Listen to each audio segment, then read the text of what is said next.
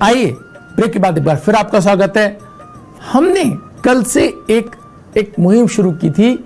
हम बात कर रहे थे सप्त चक्र की, कैसे सप्त चक्र हमारी आंतरिक ऊर्जा को बढ़ाने में मददगार हो सकते हैं, कैसे हमारे शरीर रूपी घर में एक इलेक्ट्रिसिटी हम अगर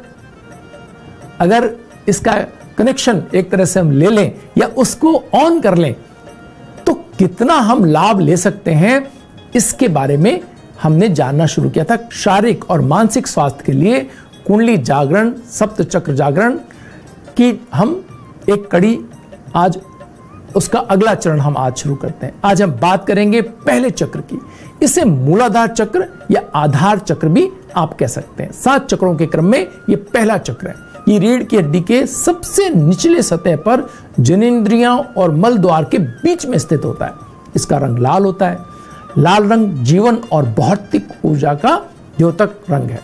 मूलाधार चक्र 4 पंखुड़ियों वाले कमल के फूल के समान इसकी आकृति दिखाई देती है। इसका स्वरूप चतुर्भुज के आकार का है। इसके अंदर एक त्रिकोण बना हुआ होता है। इस चक्र को देवता गणेश और इसका बीज मंत्र रंग है। इसमें 4 ध्वनियां होती हैं, वम, शम, शम और सम। और यह ध्वनि मस्तिष्क और हृदय के भाग को कंपित करती है। ध्वनियों के माध्यम से हम इस ऊर्जा के कंपन को जगाते हैं। जिन भी मंत्रों के अंदर ये शब्द आते हैं वो मूलाधार चक्र से जुड़े हुए माने जाते हैं। मूलाधार चक्र का संबंध आकाशीय ग्रह शनि से है। पंच तत्वों में यह पृथ्वी का प्रतिनिधित्व करता है। भौतिक रूप से सुगंध और आरोग्य इस चक्र से नियंत्रित होते हैं। इस चक्र को सक्रिय रखने के लिए उपयुक्त भोजन, प्रोटीन डाइट या सभी प्रकार की दालें हैं। शरीर का संपूर्ण स्वास्थ्य इस चक्र पर निर्भर करता है। यह आपान वायु का स्थान है तथा मल, मूत्र, वीर्य, प्रसव आदि इसी के अधिकार क्षेत्र में है। यह शरीर के दाएं और बाएं हिस्से में संतुलन बनाने और अंगों का शोधन करने का काम करता है। यह पुरुष और स्त्रियों के प्रजनन ग्रंथियों के कार्य प्रणाली को सुचारू रूप से रखने में महत्वपूर्ण भूमिका निभाता है। यह एंड्रोजन ग्रंथि को नियंत्रित रखता है। अस्तित्व जब खतरे में होता है तो मरने मारने का दायित्व मूलाधार चक्र का होता है। यह चक्र भय, क्रोध, संताप, लालसा और अपराध बोध से भी संबंधित है। यह स्वर्ग और नरक दोनों का द्वार है। यह वीरता और आनंद का भाव दिलाता है। 99% लोगों की चेतना इसी चक्र पर अटकी रहती है। मूलाधार चक्र चैतन्य का मूल स्थान भी है। आध्यात्मिक रूप से धर्म, अर्थ, काम और मोक्ष का नियंत्रण करता है। व्यक्ति के अंदर अत्यधिक भोग की इच्छा और आध्यात्मिक इच्छा की शुरुआत इसी चक्र से आती है। मूलाधार को स्वस्थ रखने के लिए सांसारिक और आध्यात्मिक शक्ति के बीच तालमेल बनाए रखना बहुत जरूरी होता है। शारीरिक रूप से मूलाधार का काम वासना को लेकर के, मानसिक रूप से स्थायित्व को, भावनात्मक रूप से इंद्रियों के सुख को और आध्यात्मिक रूप से सुरक्षा की भावना को नियंत्रित करना होता है। यह रक्षा, अस्तित्व और मानव की मौलिक क्षमता से संबंधित है।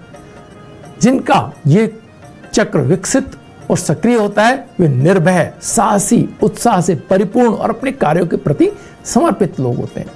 मूलाधार चक्र का संतुलन बिगड़ने पर रक्त की अल्पता, थकावट, पीठ के निचले हिस्से में दर्द, सायटिका, अवसाद, सर्दी और हाथ पैर ठंडे रहना आदि रोग होते हैं।